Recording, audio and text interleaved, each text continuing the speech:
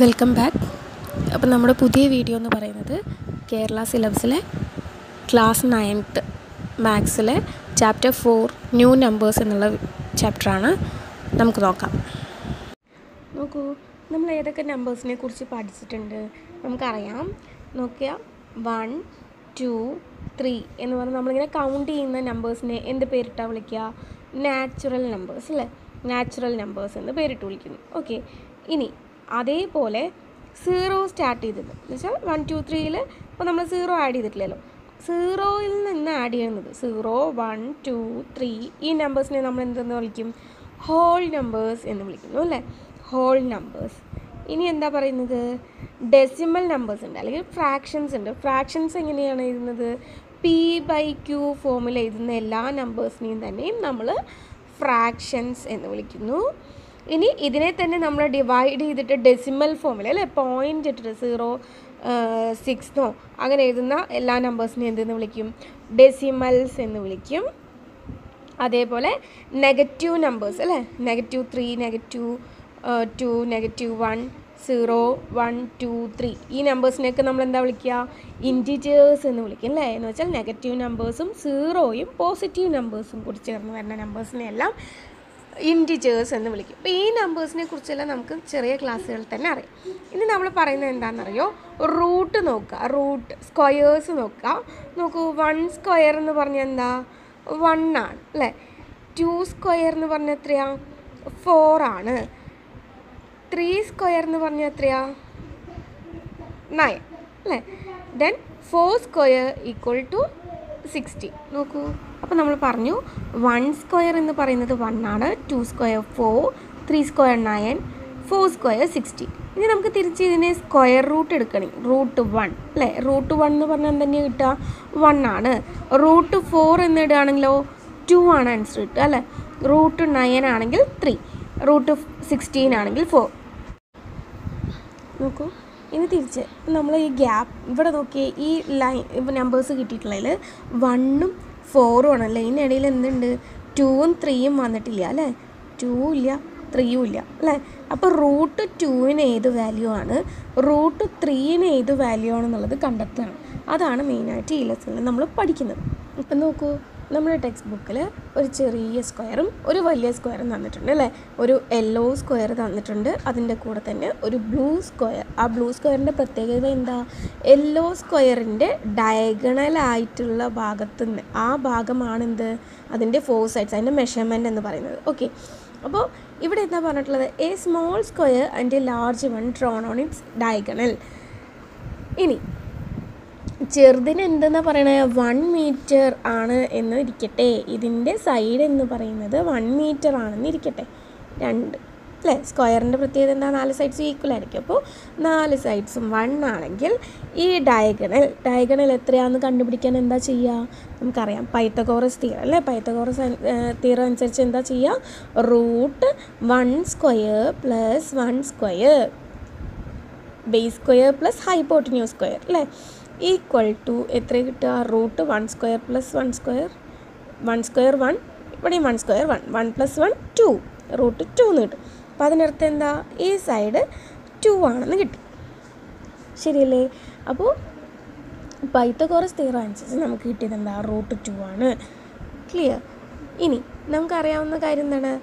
എപ്പോഴും ഒരു സ്ക്വയറിൻ്റെ ഡയഗണൽ എന്ന് പറയുന്നത് സൈഡ്സിനെക്കാട്ടിലും കൂടുതലായിരിക്കും എന്തായാലും അല്ലേ? സൈഡ്സിനേക്കാൾ കൂടുതലായിരിക്കും എന്ത് വരുന്നത്? ഡയഗണൽ വരുന്നത്. ഇപ്പോൾ √2 ആണെന്ന് നമുക്ക് കിട്ടി. ഇനി നമ്മളോട് ചോദിക്കുകയാണ് √2ൻ്റെ വാല്യൂ എന്താണെന്ന് കണ്ടെത്താൻ നമ്മൾ കുറേ മെത്തേഡ്സ് ഇങ്ങനെ യൂസ് ചെയ്യുന്നുണ്ട്. അപ്പോൾ നമ്മളിവിടെ എഴുതിയതിനനുസരിച്ച്, ഇവിടെ എഴുതിയിട്ടുള്ള കാര്യങ്ങൾക്കനുസരിച്ച് നമുക്ക് നോക്കൂ, 1 സ്ക്വയർ ആണ് എന്തെന്ന് കിട്ടിയത്? 1 എന്ന് കിട്ടിയത്. 2 സ്ക്വയർ 4 എന്ന് കിട്ടി. അപ്പോൾ √2 എന്തായിരിക്കണം? 1നും 2നും ഇടയിലുള്ള ഏതോ ഒരു നമ്പർ ആയിരിക്കണം അല്ലേ? 1നും 2നും ഇടയിലുള്ള ഏതോ ഒരു നമ്പർ, ഒന്നുകിൽ ഏതെങ്കിലും ഫ്രാക്ഷൻസ് P/Q ഫോമിലായിരിക്കും അല്ലേ? നമുക്കറിയാം 1നും 2നും ഇടയിൽ വരുന്ന നമ്പേഴ്സിനെ അതിനെയാണ് നമ്മൾ ഡെസിമൽ ഫോമിലേക്കൊക്കെ ആക്കുന്നത്. അപ്പോൾ P/Q ഫോമിലുള്ള ഏതോ ഒരു നമ്പർ, 1നും 2നും ഇടയിലുള്ള ഏതോ ഒരു നമ്പറാണെന്ത്? √2ൻ്റെ വാല്യൂ എന്ന് പറയുന്നത്. ഓക്കെ, അപ്പോൾ അതെങ്ങനെയാണ് കണ്ടെത്തുന്നത്? അതിന് നമ്മുടെ ടെക്സ്റ്റ് ബുക്കിൽ ഫസ്റ്റ് തന്നിട്ടുള്ള ഒരു പ്രോബ്ലമാണെന്ത് 1/2 ദ ഹോൾ സ്ക്വയർ.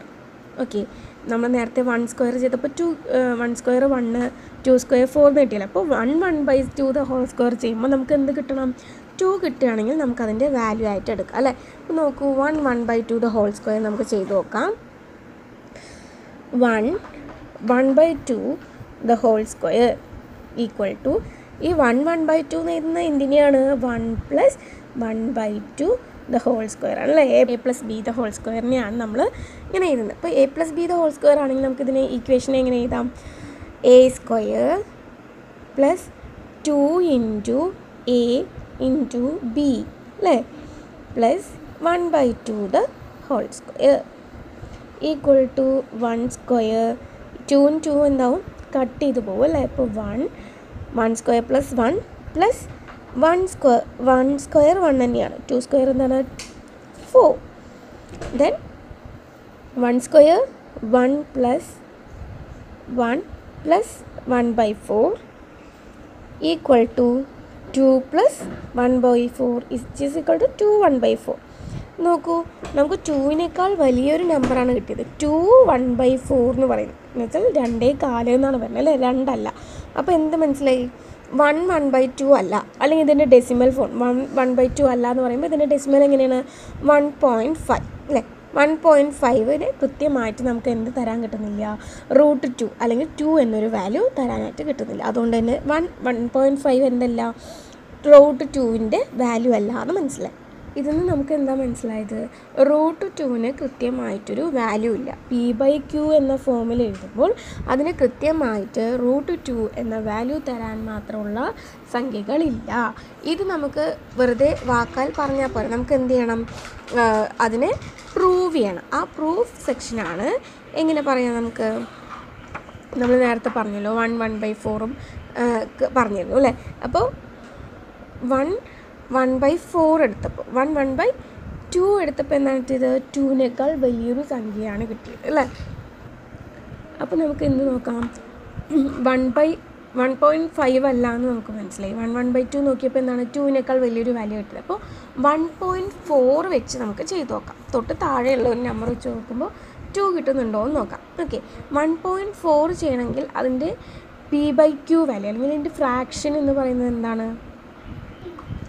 3/2 ആണ് വരിക. ഓക്കെ, 3/2 ആണെന്ത്? 1.4ന് ഈക്വൽ ആയിട്ടുള്ള p/q വാല്യൂ. അപ്പോൾ 3/2ൻ്റെ സ്ക്വയർ നോക്കുന്ന സമയത്ത് നോക്കൂ, 3/2ൻ്റെ പ്രത്യേകത എന്താ? ഇതിൻ്റെ ഡിനോമിനേറ്റർ എന്ന് പറയുന്നത് ഒരു ഈവൺ നമ്പറും ന്യൂമറേറ്റർ എന്ന് പറയുന്നത് എന്താ? ഒരു ഓഡ് നമ്പറും ആണ് അല്ലേ. അപ്പോൾ അങ്ങനെ വരുന്ന സമയത്ത് രണ്ടും തമ്മിൽ കോമൺ ഫാക്ടേഴ്സായിട്ട് എന്തെങ്കിലും വരുമോ? ഇവിടെ ഒരു ഓഡ് നമ്പറും അതുപോലെ താഴെ ഒരു ഈവൺ നമ്പറുമാണ് വന്നിട്ടുള്ളത്. രണ്ടിനും എന്തില്ല? കോമൺ ആയിട്ട് ഒരു ഫാക്ടറും ഇല്ല. കോമൺ ആയിട്ട് വരുന്ന ഒരു നമ്പേഴ്സ് ഒരു പ്രത്യേകതകളും ഇല്ല. ഓക്കെ, അപ്പോഴും പ്രൂഫ് ചെയ്യുന്ന സമയത്ത് എന്താണ് ഇവിടെ പ്രൂഫ് ചെയ്യാൻ ഉദ്ദേശിക്കുന്നത്? എന്താ? p/q എന്നുള്ള ഫ്രാക്ഷൻ അല്ലേ. p/q എന്നൊരു ഏതൊരു ഫ്രാക്ഷൻ എന്താവുന്നു? √2 ആവുന്നുണ്ടോ എന്നാണ് നമ്മൾ ചെക്ക് ചെയ്യണം. അപ്പോൾ ആവുന്നില്ല എന്ന് നമുക്കറിയാം. ആ ആവുന്നില്ല എന്നുള്ള കാര്യം എന്ത് ചെയ്യണം? നമ്മൾ പ്രൂവ് ചെയ്യണം. പ്രൂവ് ചെയ്യുമ്പോൾ ഒരു ഫ്രാക്ഷൻ മാത്രം എടുത്തുകൊണ്ട് നമുക്ക് എന്ത് ചെയ്യാൻ പറ്റില്ല? അതിനെ കറക്റ്റ് ചെയ്യാനായിട്ട് അല്ലെങ്കിൽ അതിന് പറയാനായിട്ട് കൃത്യമായിട്ട് പറഞ്ഞു കൊടുക്കാൻ പറ്റില്ല. അതിന് പകരം നമ്മൾ എന്ത് ചെയ്യണം? ജനറലൈസ് ചെയ്യണം. ജനറലൈസ് ചെയ്യാനായിട്ട് ആദ്യം നമ്മൾ എന്ത് ചെയ്യുക? p/q എന്ന് പറയുന്നത് √2 ആണെന്ന് കൺസിഡർ ചെയ്യുന്നു. ദെൻ p/q എന്ന് പറയുന്നത് √2 ആണെങ്കിൽ നമ്മൾ ഈ റൂട്ട് കളയുമ്പോൾ എന്താ സംഭവിക്കുക? p/q ദ ഹോൾ സ്ക്വയർ ആണെന്ത്? ഈക്വൽ ടു 2 എന്ന് കിട്ടും. ശരിയല്ലേ? അപ്പോൾ നമുക്കിതിനെ എങ്ങനെ എഴുതാം? p²/q² ഈക്വൽ ടു 2 അല്ലേ. ഇനി ഇവിടെയുള്ള q² നോക്കൂ. q² നമ്മൾ ഇങ്ങോട്ട് കൊണ്ടുവരാണ്. ഇങ്ങോട്ട് പോകുമ്പോൾ എന്താവും? അത് മൾട്ടിപ്ലിക്കേഷനായിട്ട് മാറും അല്ലേ. അപ്പോൾ p² ഈക്വൽ ടു 2 × q² എന്ന് കിട്ടും. നമുക്കറിയാലോ 2 × q² എന്ന് പറയുന്നത് ഏതൊരു നമ്പറിനെയും 2 കൊണ്ട് മൾട്ടിപ്പിൾ ചെയ്യുമ്പോൾ എന്ത് നമ്പറാണ് കിട്ടുക? നമുക്ക് ഈവൺ നമ്പറാണ് അല്ലേ. നോക്കൂ, 2 × 1 എന്ന് ചെയ്ത് കഴിഞ്ഞാൽ 1 എന്ന് പറയുന്നത് ഓഡ് നമ്പറാണ്. പക്ഷെ നമുക്ക് കിട്ടുന്നത് എന്താണ്? 2 ആണ്, ഈവൺ നമ്പറാണ് അല്ലേ. അതേപോലെ തന്നെ 2 × 3 ചെയ്ത് നോക്കൂ. 3 × 2 ചെയ്യുമ്പോഴും 6 ആണ് കിട്ടുന്നത്. ഇത് ഓഡ് നമ്പർ ആണെങ്കിലും കിട്ടുന്ന ആൻസർ എന്താണ്? ഈവൺ നമ്പറാണ്. അപ്പോൾ 2 കൊണ്ട് മൾട്ടിപ്പിൾ ചെയ്യുമ്പോൾ നമുക്ക് കിട്ടുന്ന ആൻസേഴ്സ് എല്ലാം തന്നെയായിരിക്കും ഈവൺ നമ്പേഴ്സ് ആയിരിക്കും. ഓക്കെ, അതുകൊണ്ട് തന്നെ ഇത് എപ്പോഴും ഈവൺ നമ്പറാണ് അല്ലേ. കിട്ടുന്ന ആൻസർ എന്താണ്? p² എന്ന് പറയുന്നത്, അല്ലെങ്കിൽ p എന്ന് പറയുന്നത്. p² ഈവൺ നമ്പർ എന്നല്ലേ പറഞ്ഞത്. അപ്പോൾ 16 എന്ന് പറയുന്നത് ഈവൺ നമ്പറാണ്. അതിൻ്റെ p എന്താ കിട്ടുക? 4 എന്ന് കിട്ടുന്നു അല്ലേ. അപ്പോൾ p² അത് ഒരു നമ്പറിൻ്റെ സ്ക്വയർ എന്ന് പറയുന്നത് ഈവൺ നമ്പർ ആണെങ്കിൽ അതിൻ്റെ നമ്പർ ഏത് നമ്പറാണ്? p എന്ന് പറയുന്നത് എന്താണ്? ഈവൺ നമ്പറാണ്. p² ഈവൺ നമ്പർ ആണെങ്കിൽ പിയും എന്താണ്? ഈവൺ നമ്പറാണ്. അപ്പോൾ ഒരു ഈവൺ നമ്പറിൻ്റെ സ്ക്വയർ എന്ന് പറയുന്നത് കിട്ടുന്നത് എന്താണ്? മറ്റൊരു ഈവൺ നമ്പർ തന്നെയാണെന്ന് അർത്ഥം. നമുക്ക് പറയാം ഇവിടെയുള്ള ഈ കാര്യങ്ങളിൽ വെച്ചിട്ട് എന്ത് പറയാം? p is N even number എന്ന് പറയാം. ഇനി ഇവിടെ കിട്ടിയിട്ടുള്ള p² = 2q² എന്നുള്ളതിൽ വെച്ച് നമുക്ക് പ്രൂവ് ചെയ്യാം. p² = 2q². ഓക്കെ, ഇനി നമ്മൾ നോക്കുന്നത് q ഈവൺ നമ്പർ ആണോ ഓഡ് നമ്പർ ആണോ എന്നുള്ളതാണ് ചെക്ക് ചെയ്യാൻ പോകുന്നത്. ഓക്കെ, നമ്മൾ നേരത്തെ ചെയ്ത് ഇവിടെ 3/2 എന്ന് എടുത്തപ്പോൾ പറഞ്ഞിരുന്നു. 3/2 എന്ന് പറഞ്ഞപ്പോൾ എന്താ പറഞ്ഞത്? 3നും 2നും എന്ന് വെച്ചാൽ ഒരു ഓഡ് നമ്പറും ഒരു ഈവൺ നമ്പറുമാണ് വന്നത്. ഇതിന് കോമൺ ഫാക്ടേഴ്സ് ഒന്നും ഇല്ല എന്ന് പറഞ്ഞു. അങ്ങനെയാണെങ്കിൽ q എന്താണ്? ഓഡ് നമ്പർ ആയിരിക്കും അല്ലേ. p ഈവൺ നമ്പർ ആണെങ്കിൽ q എന്തായിരിക്കണം? ഓഡ് നമ്പർ ആയിരിക്കണം. ശരിയല്ലേ?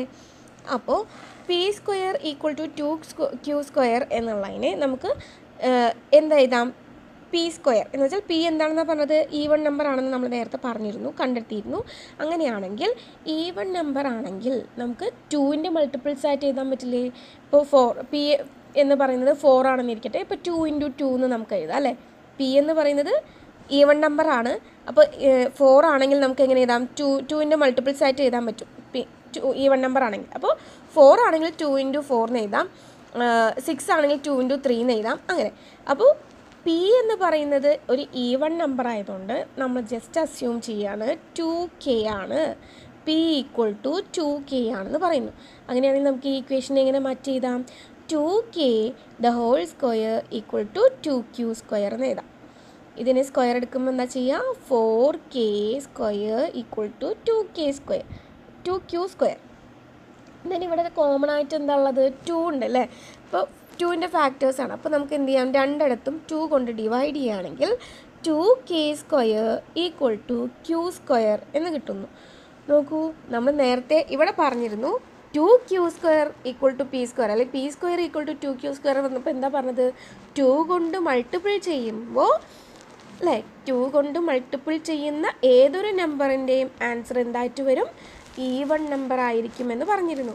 അങ്ങനെ വെച്ച് നോക്കുമ്പോൾ നമ്മൾ q² എന്താ എടുത്തത്? ഓഡ് നമ്പർ ആണെന്നാണ് പറഞ്ഞത്. പക്ഷേ ഇവിടെ എന്തായി? 2k², 2 കൊണ്ട് മൾട്ടിപ്പിൾ ചെയ്യുന്ന കിട്ടുന്നതാണ് എന്ത്? q² എന്ന് പറഞ്ഞത്. അപ്പോൾ അതെന്തായി മാറി? ഈവൺ നമ്പറായിട്ട് മാറി. അപ്പോൾ ഇവിടെ q എന്ന് പറയുന്നത് ഈവൺ ആണെന്ന് കിട്ടി. അപ്പോൾ ഒരേ സമയം ഇവിടെ നമ്മൾ ഓഡ് നമ്പർ ആണെന്ന് അസ്യൂം ചെയ്തിട്ടാണ് ഈ പ്രോബ്ലം ചെയ്തു തുടങ്ങിയത്. അറ്റ് ലാസ്റ്റ് നമുക്ക് കിട്ടിയത് എന്താണ്? q ഈവൺ നമ്പർ ആണെന്നും കിട്ടി. അപ്പോൾ ഒരേ സമയം ഒരു നമ്പറിന് ഈവൺ നമ്പറായും ഓഡ് നമ്പറായും ഇരിക്കാൻ കഴിയില്ല അല്ലേ. അത് ജനറൽ ആയിട്ടുള്ള കാര്യമാണല്ലോ. അപ്പോൾ ഈവൺ നമ്പറായും ഓഡ് നമ്പറായും ഇരിക്കാൻ കഴിയാത്തത് കൊണ്ട് നമുക്ക് എന്ത് പറയാം? √2ന് കൃത്യമായി ഒരു നമ്പർ റൂട്ട് പറയാനായിട്ടില്ല. അതാണ് ഇവിടെ പറഞ്ഞിട്ടുള്ളത്.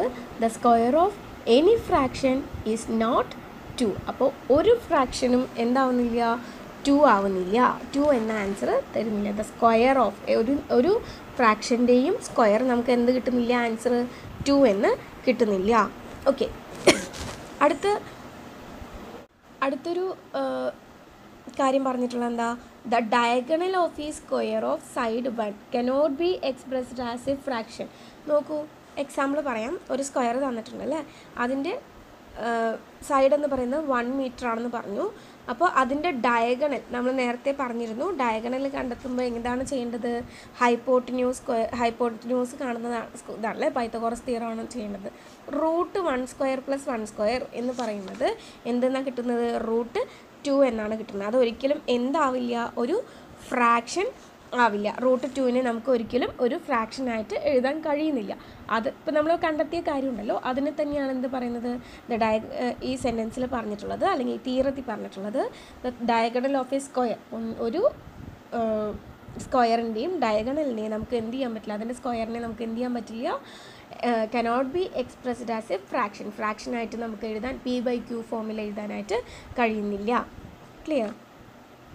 ഇനി നമുക്ക് പറയാം, നമ്മളിപ്പോൾ പറഞ്ഞു √2 പ്രത്യേകിച്ച് വാല്യൂ ഒന്നും ഇല്ല എന്ന് പറഞ്ഞു അല്ലേ. പക്ഷേ നമുക്ക് പ്രോബ്ലം ചെയ്യുന്ന സമയത്ത് എന്ത് ചെയ്യേണ്ടി വരും, നമുക്ക് അപ്ലൈ ചെയ്ത് √2 എന്ന് കിട്ടിക്കഴിഞ്ഞാൽ ചിലപ്പോൾ അത് അപ്ലൈ ചെയ്ത് കൊടുത്താലേ ആൻസേഴ്സിലേക്ക് എത്തിപ്പെടാൻ പറ്റുള്ളൂ അല്ലേ.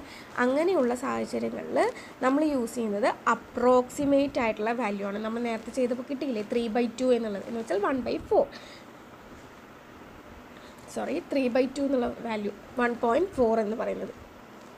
അപ്പോൾ 3/2 എന്നുള്ള വാല്യൂ അല്ലേ 1.4 എന്ന് പറയുന്നത്. അപ്പോൾ നോക്കൂ, 1.4 ദ സ്ക്വയർ എന്ന് ചെയ്തപ്പോൾ 1.96 കിട്ടിയത് അല്ലേ. കുറച്ചുകൂടി അപ്രോക്സിമേറ്റ് ആയിട്ട് കിട്ടുമോ, കുറച്ചുകൂടി അടുത്തായിട്ട് ക്ലോസറായിട്ട് കിട്ടുമോ എന്ന് നോക്കുകയാണ്. അങ്ങനെയാണെങ്കിൽ 1.5 ഇട്ട് നോക്കി, അപ്പോൾ എന്താ കിട്ടിയത് 2.25 എന്ന് വെച്ചാൽ 2 കൂടി അല്ലേ. അപ്പോൾ അത് പറ്റില്ല. ദെൻ 1.41 സ്ക്വയർ ചെയ്തപ്പോൾ 1.9881 എന്നാണ് കിട്ടിയത്. അപ്പോൾ എന്താണ്, കുറച്ചുകൂടി 96 കുറച്ചുകൂടി ക്ലോസ് ആയി. 1.42 കൊടുത്തപ്പോൾ എന്ത് കിട്ടി 2.01.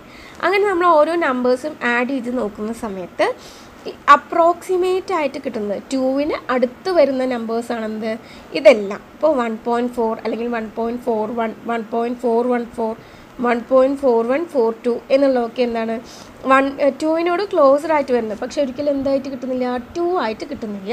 ഇതിങ്ങനെ ഇൻഫിനിറ്റി ആയിട്ട് പോയിക്കൊണ്ടേ ഇരിക്കുകയാണ്. ഓക്കെ, അപ്പോൾ നമ്മൾക്ക് എക്സാമിന് അല്ലെങ്കിൽ നമ്മൾ ചെയ്യുന്ന പ്രോബ്ലങ്ങളിൽ √2 എന്നുള്ള വാല്യൂ വന്നിട്ടുണ്ടെങ്കിൽ നമ്മൾ നോക്കുക ഡെസിമൽ പോയിൻറ്റ്സ്, എത്ര ഡെസിമൽ പോയിൻറ്റ്സ് ആണ് നമുക്ക് ആവശ്യം, അതിനനുസരിച്ച് യൂസ് ചെയ്യണം. അപ്പോൾ ഈ ടേംസ്, ഈ നമ്പേഴ്സ് നിർബന്ധമായിട്ടും പഠിച്ചു വയ്ക്കുക.